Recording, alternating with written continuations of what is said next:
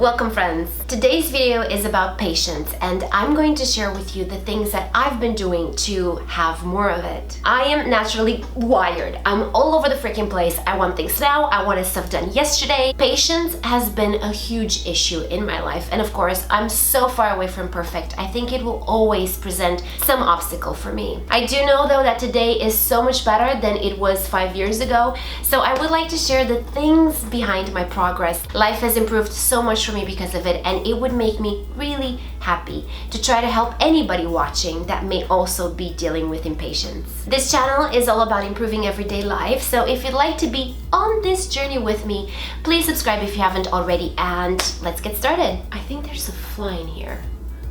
I'm sorry. Nothing of sustainable value comes overnight. Almost anything that is really good in life takes time and commitment, and when we're impatient, we're more likely to give up on goals and relationships and the things that are really important to us. So the first thing in becoming more patient is to practice gratitude, because gratitude helps control the need for instant gratification. When you wake up in the morning, before using your phone or turning on the TV, give thanks for the 5 things you currently have in your life and end your day the same way as well. And when you think of those things, don't just list 1, 2, 3, 4, 5, poof, done. Take a moment to feel the gratitude. Those extra 30 seconds will play a big role in having more patience throughout the day. For the second tip, I recommend making yourself wait, and here's what I mean by that. One of the reasons we're impatient is because we think that the immediate gratification will make us feel good, feel happy, it will give us a release. But according to a recent study, waiting for things will in actuality make us happier on the long run. The only way to get us in the habit of learning to and being okay with waiting is to practice waiting, and we can start out with the small things. For example, if you really want to leave right now to go pick up some frozen yogurt, you're craving it badly, you're anxious, you want to go right now. Instead of going and giving into that demand, set a timer and wait 10 minutes and then go. If you can't wait to go home and watch a TV show, wait watching it till the weekend. Do whatever works in your life, but trust that the more patience you practice by choice, the more patience you have in unplanned situations where you may actually really need it. Tip number 3 is to chew the food slower. When we're eating real fast, we are promoting that rush. We may be really hungry or really craving something, so we're chowing down, looking for that amazing feeling I talked about earlier. But when we do that, we feed the impatience, no pun intended. Plus, it won't help our bodies because we do eat more when we eat fast. So, make it a point to chew your food slowly, take in all the smells, take in each taste. As much as we may think that we don't have the time to do that, we are only taking a couple of extra minutes. So yes, we do have time. All these little tips, they add up. It's like building a wall. You can't just pour a wall. You have to lay brick by brick until the wall is built. We're essentially doing the same thing here with all these little different tips. Tip number 4, and the one that helped me out the most, was to pretend that I had an audience. From the time you wake up, pretend that there's somebody looking at you and what you're doing. I know how that sounds, but think about it. We are less likely to act irresponsibly or react in ways that we're not proud of. I personally did that until I forced new habits to develop, and I still follow this tip every once in a while, especially when I know I'm about to be in a situation that will stir things up in me, so I basically have more control over myself. That is a great little trick. Next is to put yourself in some sort of uncomfortable situation every week, so you are forced to have to exert self-control.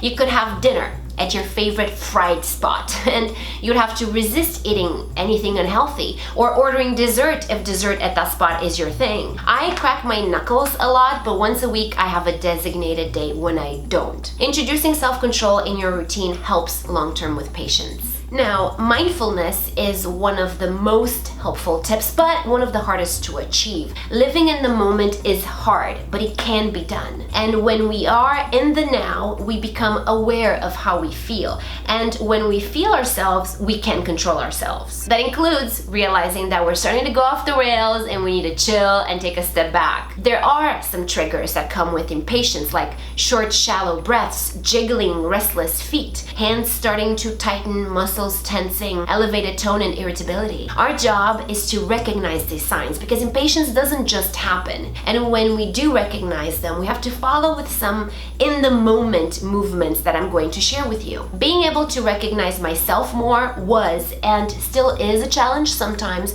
but I have done well so far because I started asking myself, how do I feel right now? I had an alarm for that the first 2 weeks that went off every 2 hours, popping up this question to remind me to ask and answer it. Some days, yes, it was really annoying, but no matter what, I never ignored the question. Sometimes I'd answer to myself by really digging in to find out how I'm really doing. Other times I'd be in a rush and I would just identify one feeling and then move on. Weeks 3 and 4 had the alarm going off every 4 hours, and nowadays is once a day. This practice will help us to start asking ourselves this question instinctively when we are in a situation that creates movement. I noticed with myself that if I go from being okay to impatient, irritated, anxious, more often than not, I instinctively think, how am I feeling right now? And when we ask the question, our minds are forced to look for the answer, so we become more aware and in the moment. I have a challenge I would like to put out there, since many of us get especially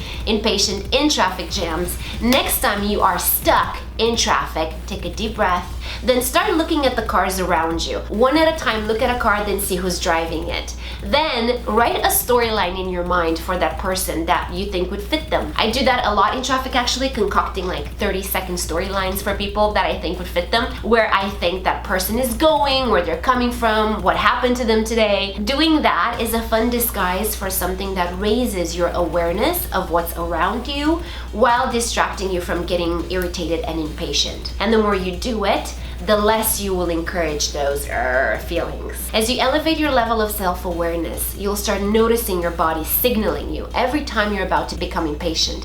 When you feel that, take slow, deep breaths while counting to 10. Doing that will help slow down your heart rate, relax you a little bit, and help you distance yourself emotionally from the situation. And if by any chance that doesn't work for you, you may be feeling really impatient in that moment. So you should repeat to a count of 20 or do the 10 count a couple more times until you feel it's worked. Since involuntary muscle tension is a result of impatience, I also recommend massaging your hands, back of the neck, and shoulders to help relax your body and not be so turned up as a result. And you could do this discreetly in front of other people, like right now. We're talking and say I'm starting to get anxious and jittery. I will take a deep breath and then massage my hand like this.